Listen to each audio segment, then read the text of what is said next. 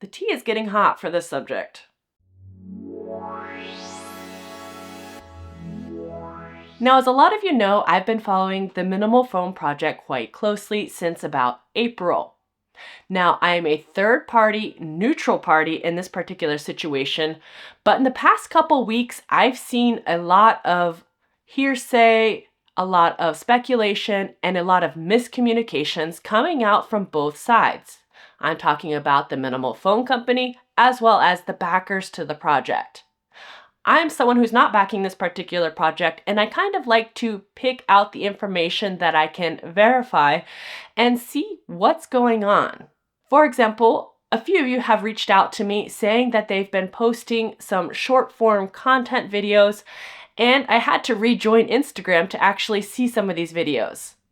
I'm not happy about rejoining Instagram, but I'll be happy to join to do some investigating. So the first video that I saw was the minimal phone in low light conditions.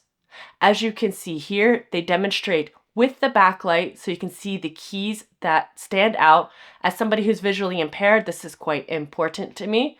And you can also see the crispness of the text when they zoom in.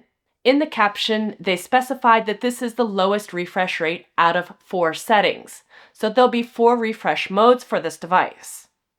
Now, they released another video following up with the refresh rate, but in a different demonstration. This video demonstrates the video refresh when you're taking a video with the device.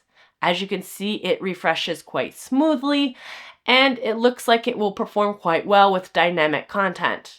Again, this is not demonstrating a YouTube video, for example, so we don't know how that would be viewed on this particular device. Now, the third video I saw yesterday.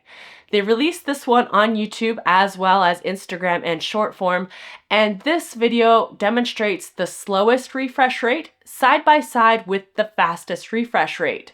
So you can see the clear difference in speed in the refreshes. And for example, you would use a low refresh rate if you're going to read a book, for example, because you don't need dynamic content and high refresh rates. The higher the refresh rates, generally, the more battery you'll be consuming. So you can choose your refresh rates on your usage. And some people, like myself, get really irritated with flashing screens all the time, and I'm very sensitive to light.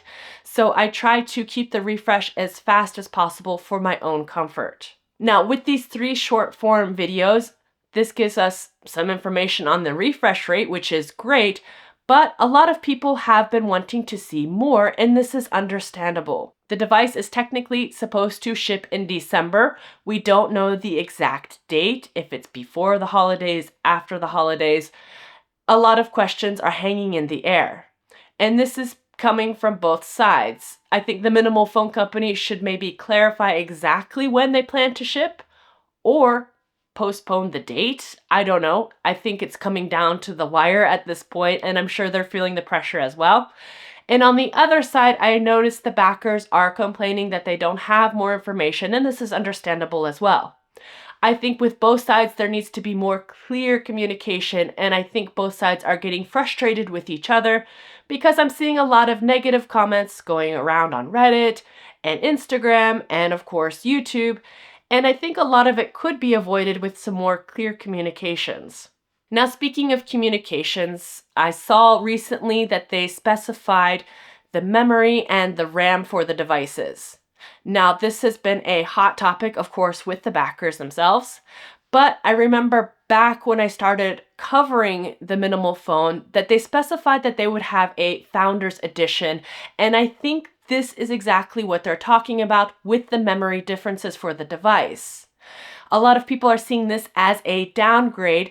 I don't necessarily see it as that. I see it as that they have a Founders Edition, which is reserved for those who backed the project earlier than March 24th, apparently. And those that reserve the device after this date will get a lower spec device. Now, the spec differences are quite significant. Those that are backing the device before March 24th will receive the full spec device, which is 8 gigabytes of RAM with 256 gigabytes of storage. And the devices after the 24th of March will be equipped with 6 gigabytes of RAM and 120 gigabytes of storage. Now, this is quite a significant difference. I don't know if people will be able to upgrade their memory if they wish, or which other specifications can be modified or chosen. I don't know if people have chosen their colors. From what I understood when the project had started that there would be a Founders Edition, I had no idea about the memory specs being different, but I had assumed that there would be a difference. There would be more incentive for those who had backed the project earlier. I don't know about the color variants. From what I had interpreted it, it would be just black for the Founders Edition. Maybe they chose a different color. I don't know. I'm just repeating what I have seen since the project had started. I understand this is a huge news to drop for those of you backing the device and thought you were getting a full spec device. I think, again, this is a problem of communication on both sides. I think the minimal phone company should have been more clear for those who are backing earlier from those who are backing later, when they would get their specific device and which specifications those devices would be. I think, again, all of this information could have been cleared up quite easily. And it's a shame that people are really angry on both sides. I understand from an aspect of the minimal phone company, them managing the negative feedback, but with the lack of communication, the negative feedback is going to keep on coming through. That's for sure. Besides all of the changes in specifications, there has been some good news that dropped today. We saw with the minimal phone company on Instagram posting this news from Tech Odyssey, who posted it on his Instagram, saying that he's on his way to see the minimal phone team. This is exciting. We're going to have a third-party reviewer going to minimal phone, testing the phone in hands, and I really can't wait to see what he has to say. Having somebody else touch the device and being able to relay that information to all of us, really anticipating the project and the device itself, is super exciting, and I'm definitely going to be keeping an eye on this. Now, for all of you who are backing the device, I really hope that you get the information that you're looking for, and for the minimal phone team, I hope that you can be more clear on what people should be expecting in regards, of course, to the device's specifications, the shipping, and any standard information when ordering the device. I think if we have more communication on both sides, we can kind of smooth over these details. But if one side is hiding something from the other, then it's going to cause a bit of chaos. And I really hope it works out for everybody by the end of the year. Thank you so much for watching, and see you soon.